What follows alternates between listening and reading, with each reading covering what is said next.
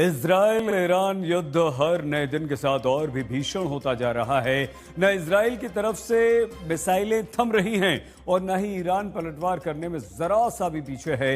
Iran में अब तक 200 से अधिक लोगों की मौत हो चुकी है, जबकि इजराइल में 2 दर्जन से अधिक लोग अपनी जान गंवा चुके हैं। अब सवाल यही कि इजराइल और ईरान के बीच शुरू हुआ यह युद्ध आगे कहां तक जाएगा, इसमें आगे क्या होगा, आखिर इजराइल का प्लान ईरान है क्या?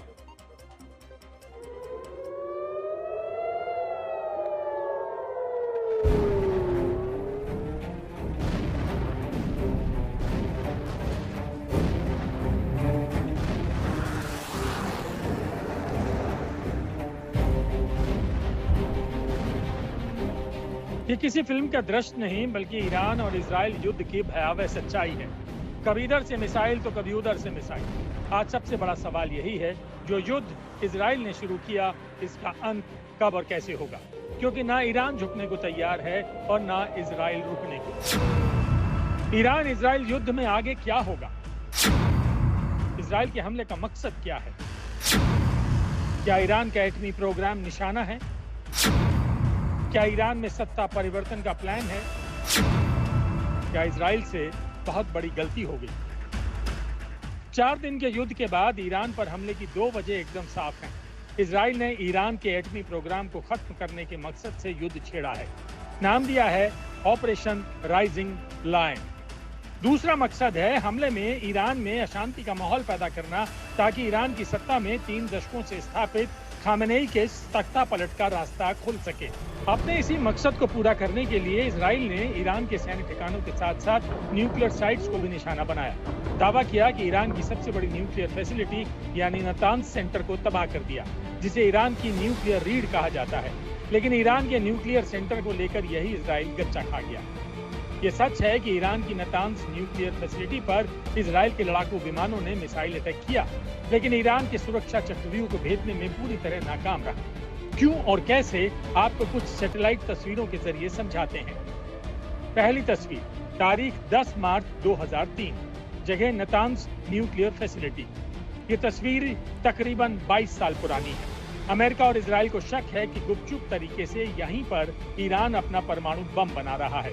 22 साल पहले इसी प्लांट पर आपको कुछ इमारतें नजर आएंगी। दूसरी तस्वीर, तारीख 14 जून 2025, जगह नतांज न्यूक्लियर फैसिलिटी। इजराइल ने मिसाइल अटैक किया। नतांज परमाणु केंद्र की कुछ इमारतों को नुकसान पहुंचा, लेकिन इस हमले के बाद भी नतांज परमाणु केंद्र का सबसे अहम ठिकाना इजरायली हमले के बाद भी बच गया। दरअसल इजरायली हमले की आशंका को भांपते हुए ईरान ने अपने सबसे बड़े और सीक्रेट परमाणु संवर्धन सेंटर के मुख्य हिस्से को जमीन के नीचे बंकरों में शिफ्ट कर दिया है।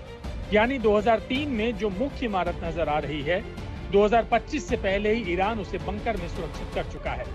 यही वजह है कि इजराइल के हमले के बावजूद नतांज परमाणु केंद्र के मुख्य हिस्से को नुकसान नहीं पहुंचा। गौर से देखिए, बंकर के ऊपर नजर आ रहे ये छोटे छोटे छेद इजराइल के मिसाइल अटैक के निशान हैं। इजराइल की घातक मिसाइलें भी न्यूक्लियर प्लांट के अंडरग्राउंड ठिकानों को भेदने में नाकाम रही। अब 15 जून 2025 की तस्वीर को देखिए। इजराइल के हमले से हुए छोटे छेद को मिट्टी से भर दिया गया। इसे भरने के लिए ट्रक का इस्तेमाल किया गया, जिसके निशान सैटेलाइट तस्वीरों में मौजूद हैं।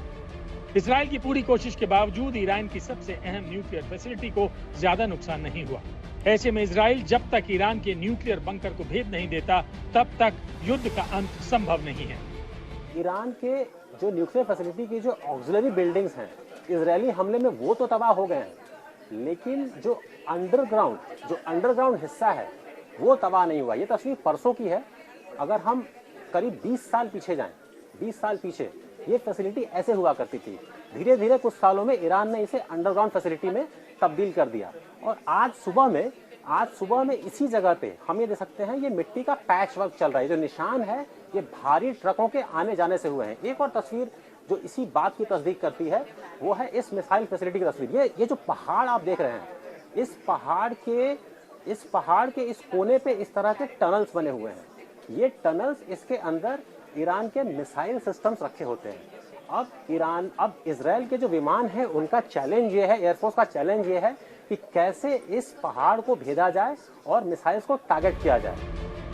इजराइल का मकसद ईरान के एटमी प्रोग्राम पर ब्रेक लगाना है। वो मानता है कि ईरान के पास परमाणु हथियार होना उसके अस्तित्व के लिए खतरा है। ऐसे में इजराइल को उम्मीद है कि ऑपरेशन राइजिंग लायन से एक तरफ ईरान के परमाणु प्रोग्राम को खत्म कर दिया जाएगा, दूसरी तरफ ईरान की लीडरशिप कमजोर हो जाएगी या ढह सकती है, जिससे नए शासन की शुरुआत होगी और इजराइल पर मंडरा रहा खतरा टल जाएगा। लेकिन ईरान की मौजूदा सत्ता बच गई तो परमाणु बम बनाने और परीक्षण करने की अधूरी हसरत बहुत जल्द पूरी भी हो सकती है। यानी ईरान को लेकर इजराइल का कैलकुलेशन उल्टा पड़ सकता है।